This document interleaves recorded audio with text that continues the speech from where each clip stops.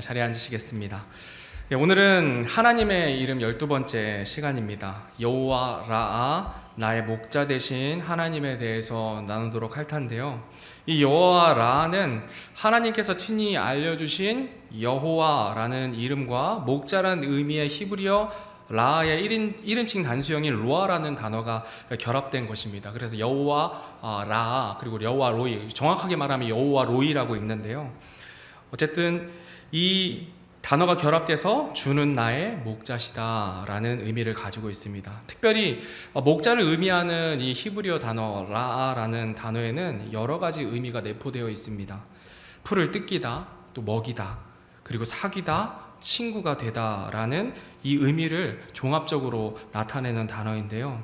이를 통해서 나의 목자 되신 주님은 단순히 나를 먹이시는 것뿐만이 아니라 나의 친구가 되시고 나와 교제하기를 원하시는 하나님이 되심을 나타내 보여주고 있습니다.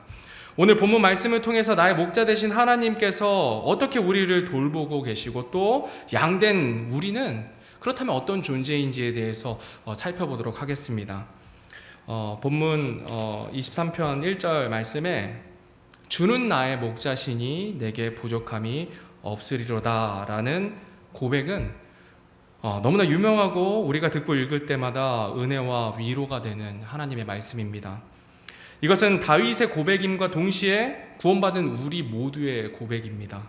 우리는 하나님의 돌보심이 필요한 하나님의 양이며 하나님은 우리를 돌보아 주시는 참 목자가 되어 주십니다. 모세와 다윗 왕은 이스라엘의 가장 위대한 지도자들입니다. 그들의 한 가지 공통점이 있는데요. 하나님께서 이스라엘 백성을 이끄는 지도자로 세우기 전에 양을 치는 목자로 훈련시키셨다는 사실입니다. 다윗 왕은 많은 형제 중에 막내로 양을 치는 목동 일을 하였고, 모세는 살인한 죄로 인해 이집트에서 도망하여 미디안 광야에서 40년간 양을 치며 지내게 됩니다. 하나님께서 구약을 대표하는 이 두 지도자에게 목자로 훈련시키신 이유는 바로 하나님께서 참 목자가 되셔서 양과 같은 이스라엘 백성을 다스리신다는 그 사실을 알게 하기 위함에 있었습니다. 그리고 이스라엘 백성이 보통 백성이 아니었기 때문에 양으로 좀 훈련을 하라고 그렇게 해주신 것이라 이제 생각이 듭니다. 그렇다면 하나님의 백성을 나타내는 이 양은 어떤 존재일까요? 양은 사람의 손에 길들여진 가축으로 목자의 손길이 없으면, 사람의 도움이 없으면 야생에서는 죽어버리고 맙니다. 양을 먹이로 삼는 늑대나 사자, 곰 같은 포식자가 접근해 오면 패닉에 빠져서 도망하지도 못하고 그 자리에서 우왕좌왕하다가 서로에게 깔려서 압살을 당할 정도로 둔하다고 합니다. 또한 사람이 주기적으로 털을 깎아주지 않으면 털이 너무 길게 자라서 더위를 견디지 못할 뿐만이 아니라 털 무게에 스스로 눌려 제대로 활동하지 못하기 때문에 야생에서는 자력으로 활동할 수 없는 존재가 바로 양입니다. 지금 사진에 보는 양은 호주 동물보호소에 주민의 신고로 들어온 양의 모습인데요. 주민들이 숲속을 혼자 떠돌아다니는 이상한 생명체가 있다, 그래서 신고를 했습니다. 정말 이상해 보이지 않습니까? 동물보호소 직원이 양을 보면서 이렇게 이야기했습니다. 현존하는 모든 양들의 조상격인 야생양은 스스로 털갈이를 하는데 가축으로 키우는 양 품종은 반드시 사람이 털을 깎아주어야 한다. 털을 최소에 1년에 한 번씩 깎아주지 않으면 생존에 심각한 위험을 받게 된다라고 설명합니다. 양을 안전하게 구조한 보호소 직원들은 곧바로 털 깎는 작업을 착수했습니다. 무려 35kg에 달하는 털이 나왔습니다. 오랫동안 무거운 털을 가지고 다니느라 심하게 말라버린 양의 본체가 드러났습니다. 눈앞을 가린 털 때문에 가뜩이나 어두운 시력이 더 떨어진 상태였다고 합니다. 이처럼 양은 돌보아주는 목자가 없이는 혼자서는 살아갈 수 없는 존재입니다. 이사야 53장 6절 말씀입니다. 우리 같이 한번 읽겠습니다. 시작. 우리는 다 양 같아서 길을 잃고 각각 자기 길로 갔거늘 주께서는 우리 모두의 불법을 그에게 담당시키셨도다. 아멘. 하나님께서는 우리를 다 양 같아서 길을 잃고 각각 자기 길로 갔다고 말씀하고 있습니다. 도대체 양이 어떤 존재이기에 이렇게 설명하고 있는지 그 양의 특징에 대해서 좀 더 자세하게 살펴보겠습니다. 첫 번째로 양의 특징은 양은 눈이 어두워서 가까운 곳만 볼 수 있다고 합니다. 눈앞의 것만 볼 수 있다고 해요. 그래서 앞서가는 양의 그 엉덩이만 쫓아간다고 합니다. 목자의 음성에 의지해야만 살 수 있다는 것이죠. 선두의 양이 잘못 가면 모든 무리가 어떻게 되겠습니까? 다 잘못된 길로 가는 거예요. 목자의 음성에 귀를 기울이지 않고 눈앞의 것만 쫓다 보면 길을 잃고 마는 것이 양입니다. 둘째로 양의 특징은 겁이 굉장히 많다고 합니다. 또 쉽게 놀란다고 해요. 그냥 많이 모여만 있어도 양떼가 패닉을 일으키면서 동분서주하는 모습이 자주 나타난다고 합니다. 이것은 양의 눈이 어두워서 귀를 의지하는 것과 연관이 있는 것 같습니다. 소리에 의지하기 때문에 어디선가 이상한 소리가 나면 패닉에 빠지게 되는 거죠. 특히 객과의 동물에게는 거의 본능적으로 공포를 느끼기 때문에 목동들은 이 개를 이용해서 양들을 치는 것입니다. 세 번째 특징은 양이 욕심이 그렇게 많다고 합니다. 양은 염소와는 달리 식물의 뿌리까지도 다 뽑아서 먹는다고 합니다. 다 파헤쳐서 먹는데요. 그래서 양떼가 지나간 자리에는 아무것도 남지 않는 폐허만이 존재합니다. 그래서 염소를 함께 키워서 염소가 잎만 먹고, 염소는 잎만 먹는데요. 뿌리는 안 먹는데요. 잎만 먹고 앞으로 가면은 양이 아까 어땠다 그랬죠? 엉덩이만 보고 쫓아간다고. 양이 움직이면 개 따라가는 거예요. 그래서 목초지를 보호한다고 합니다. 마지막으로, 넷째로 양은 고지식하고 또 고집이 세다고 합니다. 점점 누군가를 닮아가는 것 같지 않습니까? 양에 관해서 목동들이 이런 말을 한다고 합니다. 여름엔 다른 양이 더위로 쪄 죽으라고 붙어 있고 겨울에는 얼어 죽으라고 서로 떨어져 있다. 목동들이 이렇게 얘기한대요. 그래서 목동들은 얼어 죽지 말라고 겨울에 양 털을 더 자주 깎아준대요. 털이 없으니까 서로 몸을 부비면서 체온을 유지하라는 의도인데요. 실제로 자기 털만 믿고 혼자 떨어져 있다가 얼어 죽는 양들이 꽤 된다고 합니다. 또 고지식해서 반드시 온 길로 되돌아가는 습성이 있다고 합니다. 고지식하고 혼자서는 아무것도 할 수 없고 스스로를 그렇게 믿는 존재가 바로 양입니다. 마지막으로 양은 강자에게는 약하고 약자에게는 강합니다. 겁이 엄청 많기도 하지만 성격도 예민하고 거칠어서 기분 나쁠 때는 영상과 같이 주인도 막 들이받는데요. 저렇게. 그래서 주인을 다치게 하는 거예요. 그냥 가잖아요. 아니, 또 옵니다. 또 와요. 너무 충격적인데 막 또 이래요. 이제 넘겨주세요. 이게 집중하면 안 되니까. 네, 넘겨주세요. 덩치 큰 소와 박치기 대결을 했을 때 양이 이길 정도로 박치기 실력이 그렇게 좋대요. 그러니까 만만한 초식 동물들, 자기에게 잘 대해주는 것에는 강하다는 것입니다. 개나 늑대 같은 포식자들에게는 집단 패닉이 올 정도로 겁이 많지만 만만한 것들에게는 성질을 부리고 들이받는 것이 이 양의 습성이라고 합니다. 누구 같으신가요? 양의 특성이 참 누구랑 비슷하지 않습니까? 우리 사람의 모습과 너무 다 흡사합니다. 그래서 양 같다. 너희는 양이다. 말씀하시는 거예요. 이렇게 성격 사납고 예민할 뿐더러 겁도 많은 스스로 아무것도 할 수 없는 양 같은 우리에게 참 목자 되시는 하나님이 없다면 정말 우리는 죽을 수밖에 없는 것을 보여주고 있는 것입니다. 그런 하나님께서는 양 같은 우리를 쉴 만한 물가로 인도해 주신다 약속하십니다. 오늘 본문 1절에서 3절 말씀을 또 한 목소리로 읽겠습니다. 시작. 주는 나의 목자시니 내게 부족함이 없으리로다. 그분께서 나를 푸른 초장에 누이시며 잔잔한 물가로 인도하시고 내 혼을 회복시키시며 자신의 이름을 위하여 의의 행로들로 나를 인도하시는도다. 아멘. 자신을 양에 비유한 다윗은 목자 되신 주님께서 푸른 초장에 누이신다 이야기합니다. 앞서 살펴본 바와 같이 양은 예민해서 어느 정도 조건이 충족되지 않으면 쉽게 누워서 쉴 수가 없는 존재예요.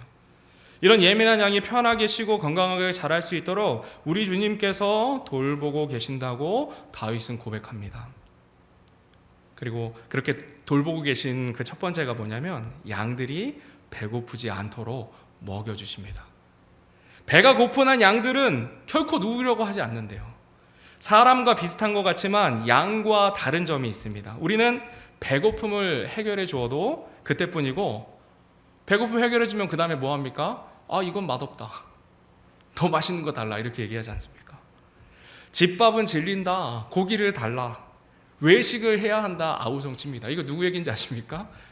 저랑 저희 애들 얘기예요. 저희 아내한테 하는. 어떻게 보면 사람이 양보다 더 어려운 존재인 것 같아요. 우리 하나님께서는 우리를 배고픈 상태로 그냥 내버려 두지 않으십니다. 목자의 음성을 듣고 나아가 그를 의지하는 자에게 반드시 일용할 양식을 허락해 주십니다. 혹시 성도님들 가운데 집에 먹을 것이 없어서 굶어본 성도님들 계십니까? 예전에는 있었을 수도 있으실 것 같은데 지금의 우리나라는 하나님께서 큰 복을 내려주셨어요. 풍요 가운데 굶을 걱정 없이 살아가고 있습니다. 우리가 굶는다면 왜 굶습니까? 저 같은 경우에는 살 빼려고 굶는데 그렇지 않으면 굶을 일이 별로 없어요. 참 목자 되신 하나님께서 우리에게 이런 복들을 허락해 주셨습니다. 그런데도 우리는 남들과 비교하면서 세상을 바라봄으로 하나님께서 주신 복을 온전히 누리지 못하고 불평불만 가운데 살아가고 있는 것입니다. 찬송가 가사 중에 이런 가사가 있습니다. 받은 복을 세어보아라, 주의 크신 복을 내가 알리라 라고 고백합니다. 하나님께서는 우리를 배고프도록 그냥 두지 않으신다는 것입니다. 물론 우리 인생 가운데 경제적으로 어려울 때가 찾아옵니다. 그럴 때 우리는 어떻게 해야 하겠습니까? 나의 목자 되신 그분께 요청해야 합니다. 불평하고 원망하는 것이 아니라 그분께 요청하면 되니 말씀을 의지해서 주님, 내가 배고픕니다. 주님, 내가 어렵습니다. 나의 목자 되신 하나님, 나를 도와주십시오. 이 말씀을 의지해서 요청할 때 참 목자 되신 주님께서 어떻게 하십니까? 반드시 도와주십니다. 정말 반드시 도와주십니다. 그분께서 나를 푸른 초장에 누이신다, 잔잔한 물가로 인도하신다 약속하고 계십니다. 자신의 이름을 위해서 나를 인도하신다 말씀하십니다. 하나님 자신의 이름을 걸고 약속하고 계신 거예요. 그 영원하신 그 하나님, 능력 많으신 하나님, 세상의 창조주 되신 그 하나님께서 자신의 이름을 걸고 약속하세요. 그 하나님의 약속은 영원 불변합니다. 제가 짧은 인생을 살았지만 나의 목자 되신 하나님께서 나를 먹이시는 것을 너무나 많이 경험하였습니다. 지금도 시시때때로 먹이시는 하나님의 은혜를 제가 경험하고 있습니다. 제가 사업하다가 쫄딱 망해서 빚더미에 있을 때에도 나의 목자 되신 하나님을 의지할 때에 주님께서 온전히 회복시켜 주셨어요. 정말 그렇습니다. 제가 간증을 하려면 너무 많아서 얘기를 할 수가 없는데 진짜 그냥 하나님께서 허락해 주셨어요. 정말 제가 열심히 힘써가지고 사업하다가 그러지 않고 다 없을 때 하나님 의지하고 돌아오니까 하나님께서 모든 걸 책임져 주시는 걸 제가 경험합니다. 그래서 주님께서 나의 목자가 되시니 내게 부족함이 없습니다 라는 이 다윗의 고백이 저의 고백이 되었습니다. 이 고백이 저와 여러분의 인생 가운데 계속되는 고백이 되기를 간절히 바랍니다. 둘째로 우리 목자 되신 하나님께서는 양들을 해악과 두려움으로부터 지켜주십니다. 오늘 본문 4절 말씀 한 목소리로 읽겠습니다. 시작.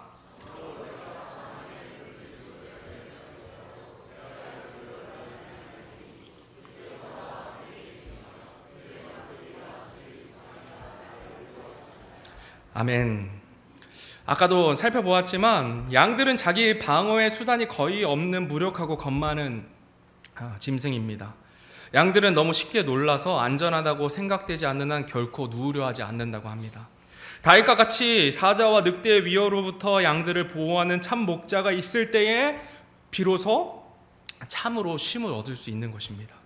주의 막대기와 지팡이로 위협으로부터 지켜 보호해 주신다 약속하십니다. 주의 막대기와 지팡이는 각기 다른 용도로 사용되었는데요. 막대기는 야구 방망이 같이 짧고 몽툭한 것으로 포식자의 위협으로부터 양들을 방어하는 데 사용되고 지키는 데 사용되고 때로는 양들을 다스리는 목적으로 사용되었다고 합니다. 지팡이는 길고 끝이 이렇게 구부러져 있어서 양들을 분리시키거나 어느 곳으로 인도할 때, 울타리로 넣을 때 사용되었다고 합니다. 그렇다면 양들이 겪는 어려움과 두려움들이 과연 어떤 것이 있을까요? 하나님께서 막대기와 지팡이로 어떻게 양들을 이렇게 해주셨을까? 양들은 쉬지 못하는 경우가 한 가지 있는데 서로 싸우게 될 때, 서로 간에 긴장이 있을 때 결코 쉬지 못한다고 합니다. 다른 양들과의 다툼은 양들로 하여금 자신을 방어해야만 한다고 느껴서 눕지 못한다고 해요. 목자는 그런 양들의 상태와 상황을 잘 살펴서 긴 지팡이를 이용해서 그들을 분리시키거나 막대기로 혼을 내어서 긴장 상황을 없애주어야 비로소 양들이 편히 쉬고 먹을 수 있다고 합니다. 이것은 사람도 마찬가지입니다. 교회 안에서의 갈등, 집 안에서, 직장에서 사람과 사람에게서 오는 관계의 문제가 있을 때 우리는 결코 쉬질 못합니다. 사실 이게 제일 괴로운 것 같아요. 관계의 문제가. 그렇지 않습니까? 오늘날 많은 사람들이 혼밥을 먹고 혼술을 하고 1인 가구가 점점 늘어나는 큰 이유 중에 하나가 바로 관계로 인한 어려움과 두려움 때문에 더 이상 관계를 맺기를 거부합니다. 그래서 혼자 살아가는 거예요. 우리 목자 되신 하나님께서 이런 사람 간의 어려움을 해결해 주신다 말씀하십니다. 무엇으로 해결해 주십니까? 주의 막대기와 지팡이로 해결해 주십니다. 주의 막대기와 지팡이가 무엇입니까? 바로 하나님의 말씀입니다. 하나님의 말씀이 사람과의 관계도 회복시켜 주시는 거예요. 오늘 오전 말씀이랑 동일한 측면의 내용입니다. 전 목사님이랑 상의하지 않았어요. 근데 하나님께서 이렇게 인도해 주시는 것 같습니다. 에베소서 4장 32절 그리고 골리소서 3장 13절 말씀 한 목소리로 읽겠습니다. 시작. 서로 친절히 대하며 상냥한 마음을 품고 서로 용서하기를 하나님께서 그리스도로 인하여 너희를 용서하신 것 같이 하라. 누가 누구와 다툴 일이 있거든 서로 참고 서로 용서하되 그리스도께서 너희를 용서하신 것 같이 너희도 그리하며 이 모든 것 위에 사랑을 입으라. 사랑은 완전하게 매는 띠니라. 아멘. 우리는 용서할 수 없습니다. 그런데 주님께서는 용서하라 말씀하십니다. 우리는 사랑할 수 없는데 우리 주님께서는 사랑하라 말씀해 주세요. 다툴 일이 있을 때 서로 참고 서로 용서하라 말씀하십니다. 정말 쉽지 않지만 긍휼이 많으신 주님께서 그를 용서하는 마음, 용납하는 마음, 이해하는 그 마음을 달라고 우리가 요청할 때 우리 하나님께서 이 말씀이 우리 삶 가운데 적용될 수 있도록 인도해 주시는 거예요. 그리스도께서 자신의 피로 우리를 용서해 주셨습니다. 그러니 우리가 용서 못할 사람이 있겠습니까? 이 말씀이 우리 마음과 생각을 변화시켜서 용서할 수 없는 그 사람을 용서하는 저와 여러분이 되기를 바랍니다. 아멘이십니까? 용서하지 못하시는 분들이 많으신 것 같아요. 용납할 수 없고 이해할 수 없는데 말씀으로 인해 용납되어지고 이해되어지게 됩니다. 그 사람만 잘못했다고 나는 잘못 없다고 혼자서 씩씩거리고 잠 못 들다가 어느 순간 하나님의 말씀을 통해서 내 잘못이 비춰지는 거예요. 저 사람을 이해할 수 있는 마음이 생겨나게 되는 것입니다. 그래서 용서할 수 있게 됩니다. 그리스도인들은 그래서 용서할 수 있는 거예요. 내가 잘나서 용서할 수가 없어요. 하나님의 말씀으로 말미암아서 사람을 용서할 수 있는 것입니다. 그랬을 때에 사람과 깨어진 그 관계가 회복되는 것입니다. 성도 여러분, 여러분 중에 아직까지 관계가 소원하신 분 있으십니까? 주님의 말씀으로 권면드립니다. 서로 참고 서로 용서하시기 바랍니다. 서로 친절히 대하며 상냥한 마음을 품으시기 바랍니다. 예수님께서 십자가에 달리심으로 나를 용서해 주셨습니다. 우리 주님께서는 말씀을 통해서 관계의 어려움을 해결해 주시는 우리의 목자 되신 하나님이십니다. 또 양들이 겪는 어려움 중에서 해충으로부터 오는 고통이 있다고 합니다. 양들은 파리나 기생동물 다른 해충들이 괴롭히면 굉장히 성질을 내고 정신을 온통 빼앗긴다고 합니다. 그만큼 예민하다는 거죠. 양들의 코 속에 들어온 파리 때문에 고통을 겪을 때가 있는데요, 양의 코 점막 위에 파리가 알을 까려고 한다고 합니다. 파리가 알을 까면 그 알들은 작은 구더기로 부화하고 결국에는 코를 타고 양의 머릿속으로 들어갑니다. 그 구더기가. 이러한 애벌레가 양의 머릿속에 굴을 파고 잠복하게 되면 양이 예민한데 어떻게 하겠습니까? 견디지 못해요. 심하게 몸부리치고 그 원인을 볼 수 없는 것에 너무나 화가 나가지고 자기 머리를 나무나 바위에 들이받는다고 해요. 언제까지요? 자기가 죽을 때까지. 그렇게 해서 양이 죽는다고 합니다. 양들에게는 파리가 머릿속에 실제로 약을 심지만 사람에게는 마음의 생각 속에 사탄이 악한 생각의 알을 심습니다. 이 사탄이 낳은 알이 우리의 생각 속에 자라나서 부화하게 되면 우리 마음과 생각 가운데 길을 내고 꿈틀거리게 됩니다. 공포, 거절감, 미움, 증오, 실패, 두려움, 무기력함, 음욕, 슬픔, 우울함 등으로 자라나서 우리를 갉아먹습니다.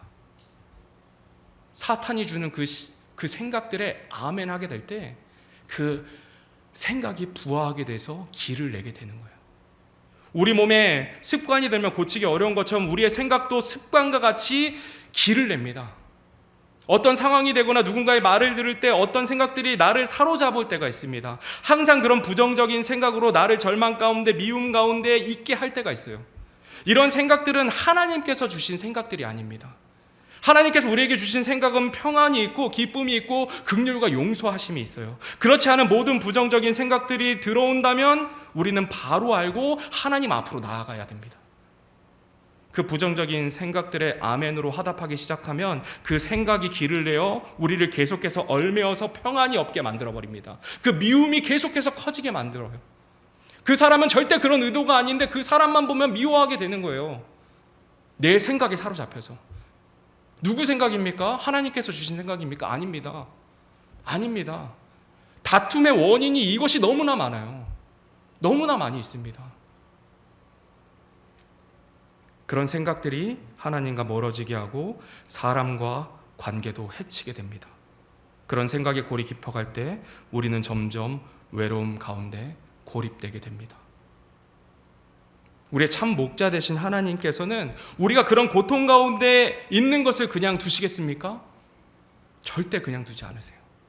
오늘 본문 5절 말씀입니다. 같이 읽겠습니다. 시작. 주께서 내 원수들의 얼굴 앞에서 내 앞에 상을 차리시고 기름을 내 머리에 부으시니 내 잔이 넘치나이다. 아멘. 성경에서 기름 붓는다는 표현은 하나님께서 사람을 높이실 때 직위를 주실 때 사용합니다. 그 직위는 대제사장 그리고 대언자 왕입니다. 하나님께서 내 머리에 기름을 부으신다는 것은 다윗을 왕으로 세우신다는 의미를 가지고 있습니다. 또한 기름 붓는다는 것은 왕으로 세우신다는 것만이 아닙니다. 치료하신다는 것을 의미합니다. 이스라엘 백성들이 항상 품에 지니고 다니는 것이 있는데 그 중에 하나가 바로 올리브유라고 합니다. 이 올리브유는 상비약으로 상처에 바르면 치유하는 효능이 있기 때문에 항상 지니고 다닌다고 해요. 내 원수들의 얼굴 앞에서 내 상에 상을 차리시고 기름을 내 머리에 부으시니 권위로 그를 높이시고 그리고 그의 상처를 치료하신다는 말씀입니다. 다윗이 얼마나 많은 상처가 있었습니까? 관계로부터, 자기가 믿었던 사람으로부터, 자기가 존경했던 그 사람으로부터 죽임당할 정도로 쫓겨다녔습니다. 그 모든 상처들을 떠안고 있을 때 하나님께서 그를 왕으로 세우심과 동시에 그의 마음도 치료해 주시는 것입니다. 그의 음성을 듣고 그의 음성에 순종하는 양들에게 원수인 파리 떼로부터 보호하십니다. 설사 파리가 알을 까고 구더기가 득신된다 할지라도 우리의 참 목자 되시는 하나님께서는 우리의 머리에 기름을 부으시고 치료하여 주신다고 약속해 주십니다. 이 기름이 무엇을 나타냅니까? 바로 지금도 우리와 함께 하시는 성령 하나님을 성경은 기름으로 표현합니다. 성령 하나님께서 우리 안에서 일하셔서 더럽고 비참한 생각으로부터 벗어나게 도와주십니다. 어떻게 도와주시겠습니까? 요한복음 14장 26절 말씀입니다. 같이 읽겠습니다. 시작. 위로자 곧 아버지께서 내 이름으로 보내실 성령님 그분께서 너희에게 모든 것을 가르치시고 내가 너희에게 무엇을 말하였든지 너희가 모든 것을 기억하게 하시리라. 아멘. 성령 하나님께서 우리 안에서 지금도 일하셔서 하나님의 말씀을 기억나게 하심으로 우리의 마음과 생각을 지켜주십니다. 절망이었던 생각에서 소망으로 바꿔주세요. 이 말씀이 우리의 환경은 아무것도 변한 게 없는데 하나님께서 그렇게 해주십니다. 이것이 기름 부어 주시는 거예요. 그리고 우리의 마음과 생각을 주님이 주시는 평강으로 변화시켜 주십니다. 우리 목자 되신 하나님께서 우리를 그렇게 보호해 주세요. 우리를 그렇게 돌보아 주십니다. 마지막으로 오늘 본문 6절 말씀 읽고 말씀을 마치도록 하겠습니다. 이 말씀을 읽을 때 이 말씀을 통해 우리의 생각이 변화되기를 바라는 마음으로 이 말씀 읽어주시기 바랍니다. 같이 읽겠습니다. 시작. 내 평생의 선하심과 긍휼이 정녕 나를 따르리니 내가 주의 집에 영원히 거하리로다. 아멘. 구원받은 우리에게 참 목자 되시는 하나님께서 영원히 함께 하시며 인도하신다 약속하십니다. 내 평생에 하나님의 그 선하심과 긍휼이 나를 따른다. 영원히 주의 집에 우리가 거할 것이다 약속하십니다. 이 소망의 말씀이, 이 약속의 말씀이 우리가 악한 생각에 빠져 있을 때 건지는 말씀입니다. 하나님께서 우리와 함께 하시는 거예요. 이 약속의 말씀을 붙들고 세상이 주는 모든 악한 생각들로부터 자유함을 입어 올해 표와 같이 건강한 성도가 되어 건강한 교회를 이루는 저와 여러분이 되기를 간절히 바랍니다. 기도하겠습니다.